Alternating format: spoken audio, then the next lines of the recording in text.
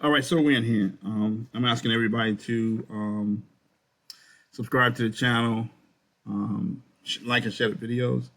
I'm the Shock Exchange, of course, and this is Trump and the global economy. You know what we do here. This is California man threatens to kill Fani Willis. Fulton County DA Fani Willis continues to make news even when she's not necessarily in court or on the job. She's making news on the weekend.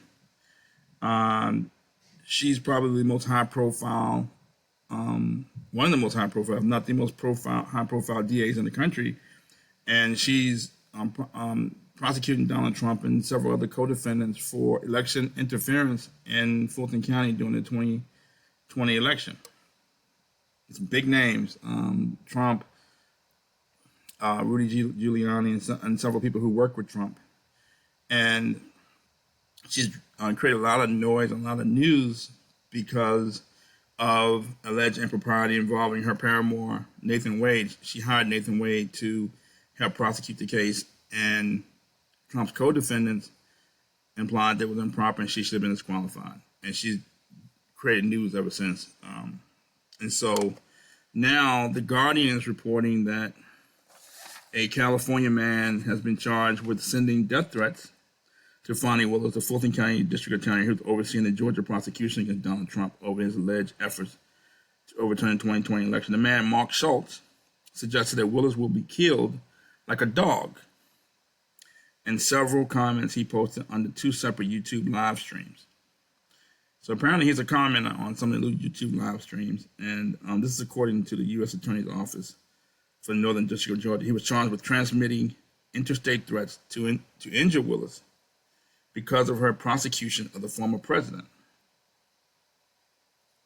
The precise circumstances surrounding Schultz's threats were not immediately clear on Friday, but the canine remark, which came as Trump ramped up his attacks on prosecutors, closely echoed language Trump has used in the past to describe a killing.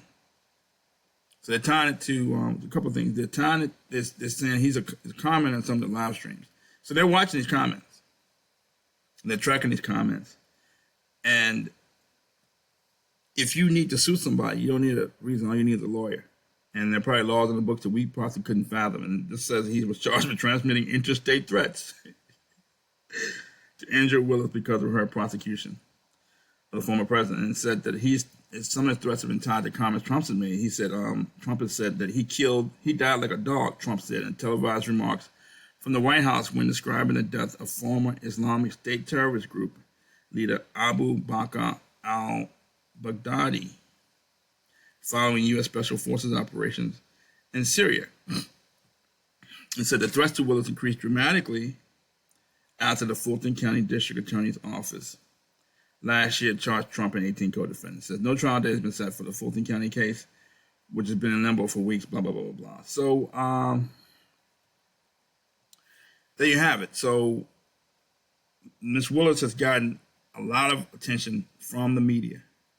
On and on and on. The case is like incredible that it's all turned into a soap opera where she was accused of, spending money, paying her paramour $754,000, Nathan Wade, to prosecute Trump, and he was accused of using the money to help fund her lifestyle. That she was personally benefiting from the prosecution. She was getting publicity, fame, and financial benefits in the form of lavish trips, cruises, vacations, expensive dinners, so on and so forth. And she appeared in court and she testified, and some of the stuff she was saying seemed fantastical. That she reimbursed Nathan Wade with cash out of her own hands, so she didn't really benefit financially.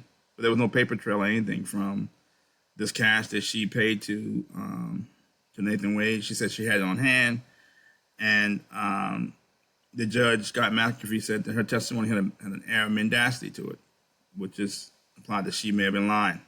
The stories were too fantastical to believe. And eventually he said that either she or Nathan Wade had to recuse themselves from the case. and Nathan Wade eventually recused himself. So a couple things. Do I think the investigation into Trump is politically motivated? Maybe. Maybe. Um, um, should she have hired Nathan Wade, someone she was romantically involved with, to prosecute Trump for a case this high profile against Donald Trump, the former president of the United States, was going to get a lot of attention nationally? Should she have hired Nathan Wade? No, I don't think so. It was bound to draw attention to it. She was bound to be criticized for it. Former president of the United States, the whole world is watching for a case this high profile and probably the biggest case of her career. I don't think she should have risked it by hiring someone she was more romantically involved with. Was her testimony filled with mendacity? Did it have air of mendacity? Maybe. I think so. Some of the questions she was saying were outrageous. Some of the answers she was giving were outrageous, but that doesn't give anybody the reason to make these incendiary remarks. This guy from out of California should not be making these incendiary remarks about killing Fani Willis. And you put this type of energy into the air, you never know what can happen. Fani Willis has been in the news ever since. Ever since the judge has made a ruling that the case was going forward, but either she or Nathan Wade had to recuse themselves. That's the end of it. Move on. The case is going to court. And then will be judged whether Trump interfered with an election or his co-defendants will be judged by a jury of their peers. That's the end of it. And she's been in the news ever since. Now, in my opinion, a lot of this news stuff about news reports and videos and articles about Fani Willis, nothing but clickbait. She's probably the most talked about person in the country, other than Donald Trump. And people are mad about Trump's indictment. They're mad that he's being dragged to the ringer. But at the same time, it doesn't give this man, any cause to threaten to kill her. He should be prosecuted to the full extent of the law. And people in the media should castigate this guy and shut this silliness down. They should not even entertain or give life to this type of rhetoric and this type of energy. And they should castigate this guy and everybody involved with him. And they should follow this case as closely as they followed other cases involving Miss Willis, whether it's the Young Thug RICO trial or other cases she's had down in Georgia. So that's my opinion. This behavior should be castigated. It should be roundly criticized, and the media should try to shut it down immediately. So that's my take. That's how a California man threatens to kill Fani Willis. Thank you.